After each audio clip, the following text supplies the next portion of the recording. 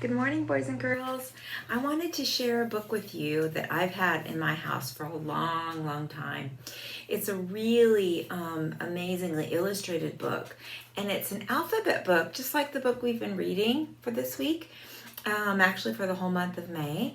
But this is one that has some animals that maybe you're not so familiar with. So we know oftentimes we think about, let's see, D for dog and E for elephant, a lot of those animals that we're very familiar with.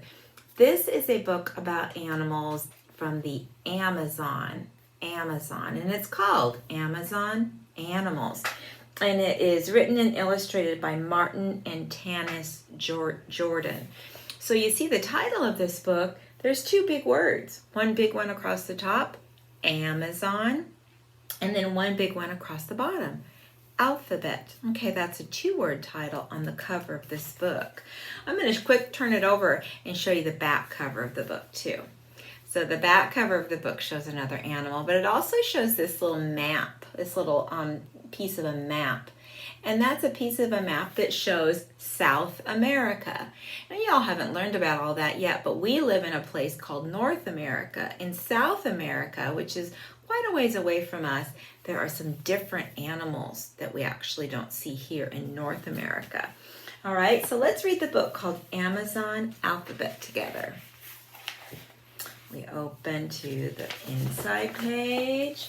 Look, no words on this page, but I do see a beautiful scene with these flying birds like we talked about last week. All right, okay, here we go. Here's our title page, Amazon Alphabet. I'm noticing some animals in there. We'll talk more about them when we get to their page. Here we go, starting off with letter A. A is for agouti, eating Brazil nuts. Have you ever heard of an agouti before? Let me move you up so you can see. You see them? Look at those. Those aren't animals we have here. It's called an agouti. What comes after A? B. B is for butterfly fluttering by. Oh my goodness. Brazil, South America, the Amazon have butterflies as well, just like we do. Boy, those are colorful butterflies. They probably have some different types of butterflies there. After B is C. C is for caiman, drowsing in the sun. Let's look at caiman's head. He looks a lot like an alligator or a crocodile, doesn't he? He's called a caiman. Look, he's got something fun on his nose. Some birds. No, I'm sorry, they're butterflies. Butterflies sitting on the caiman's nose. I used to read this book to my children when they were young.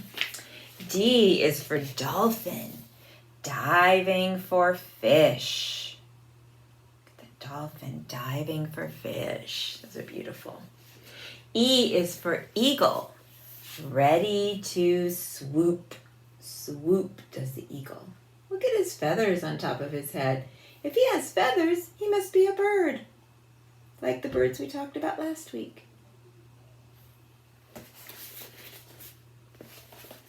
After E comes F. F is for frog, leaping from a leaf. Oh, look at that. Look at his wonderful feet. Let's see if you can get a big picture of him. There he is. We have frogs here. So that's an animal that we have in a lot of different parts of our world. But we might have different looking frogs. G is for giant armadillo, snuffling for ants. Do you see his claws, his nails? Like we have nails, we call them claws for an armadillo. He uses them to dig up the dirt and find some ants to eat. H is for hummingbird, sipping nectar from a flower. Let's see. Oh yeah, look how beautiful he is. We talked about hummingbirds in our story last week. I is for iguana, watchful and still. We talk about iguanas oftentimes when we talk about the alphabet, don't we? An iguana, it's like, look at him. It's like a big lizard. one big eye on the side there. He's watchful and still. Okay, H-I-J. Oh, I love this one. J, look at him, is for jaguar, preparing to prowl. Prowl, that's another word for kind of sneaking around. He's looking for his food. Look at that beautiful cat. A jaguar is a big cat, like a lion or a tiger, but he's a jaguar. We don't have jaguars in South Carolina. K is for kinkajou, hanging by its tail. Oh, look at that cute little guy hanging by his tail. He's a kinkajou. Kinkajou. I love the colors in this book. You've got beautiful colors. L is for leaf-nosed bat, chasing a moth. Can you see that moth he's chasing by my finger? That's kind of like a butterfly. We don't talk so much about moths, but I see a lot of moths. Matter of fact, I've had some moths come into my house when I've had my doors open. They're a lot like a butterfly. M is for macaw, nibbling a wild fruit. Yep, wild fruit, a macaw. Reminds me of a parrot, which is also a very big bird. M, now there's N. N is for night monkey, waking at dusk. Oh, so that's interesting. They come out at the night in the nighttime, which is part of their name, night monkey. Dusk is when it starts to get a little dark outside. Look at their huge eyes. That helps them see in the dark. After N comes what? Oh, right. O is for ocelot, protecting its kittens. Oh, look at that. So look, that must be another kind of cat because they're calling its babies kittens, and that's what we call cats' babies, kittens. Just like when you were little, you were a baby. It's a kitten. Isn't he pretty? Look at those spots. It's an ocelot, an ocelot. Okay, what comes after P? It's P. P is for piranha, snapping its teeth. Oh my goodness, look at that. Look at the teeth on that piranha. What kind of animal is a piranha? Did you say fish? I think you were right. A piranha is a fish with lots of little sharp teeth. Glad we don't have piranhas like that in our lakes and rivers. Q is for quetzal, perching to eat. See the quetzal? It's a bird, isn't it? Look how beautiful he is. Look what he's eating. That looks like a piece of fruit on a tree. He's called a quetzal. Quetzal for letter Q. What comes after Q? Oh, R.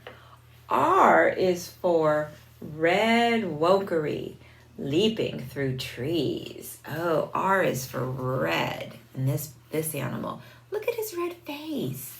He looks like kind of like a monkey of some sort, doesn't he? Yeah, he's leaping through trees. Look at him go. He's got that white fur, but he's definitely got a red head. A red wokery. So remember, we're doing the alphabet. We were at R. What comes after that? Did you say S? Yes. Oh, I love these guys. S is for sloth, grooming his coat. Look at the sloth. He's hanging from that limb. You know, what we think of when we think of sloths is very slow moving. They don't run very fast. Matter of fact, I don't think they run at all. They just crawl slowly. After S is T, is for toucan with its raucous call. So look at his beautiful, beautiful beak. And there is his full body. Look at that. There's two of them. One toucan, two toucan. Look how pretty they are. One thing I'm noticing in this book, which I haven't mentioned before, is every page has a little picture and then the big picture. Sometimes it's a part of the animal, and then it's a whole animal. Let's see if that's the same for this next page. We were at T, now we're at U. No, this one just has one picture. U is for umbrella bird with a bright red wattle. Hey, what other animal do we say has a wattle? Do you remember? We made them in November for Thanksgiving. Yeah, turkeys. Turkeys have a red wattle, and so does the umbrella bird. I wonder why they call him an umbrella bird.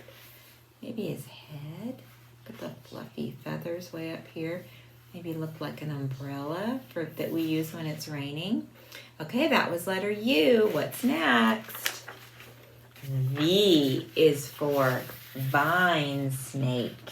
A vine snake on a cannonball tree. All right, so let's take a look at this picture. The vine snake looks like a vine. See, it's skinny and long, goes around and around. And what they call it? A cannonball tree. Well, you know what? That does look a bit like a ball. Maybe that's a fruit that's on that tree. We don't have that tree here. I've never heard of a cannonball tree here in North America. They must just be in South America. And after that letter is W. W is for white-collared peccary that lives in a herd. What does this animal remind you of? Kind of a pig, maybe a little bit? Yeah, he's called a peccary. He's called a peccary. He's got 4 legs. He's kind of got a long nose or a long snout, doesn't he? And then we get to this letter with the 2 straight lines. X. X is for X-ray fish swimming past the weeds. Type of fish called an X-ray fish. X. They're beautiful. You know why I think they call it that? If you look real closely, you can see its bones inside through its skin, can't you? Just like if you were to get an X-ray at the doctor. X is for X-ray fish. We're almost finished because that was X. We only have 2 more letters to go.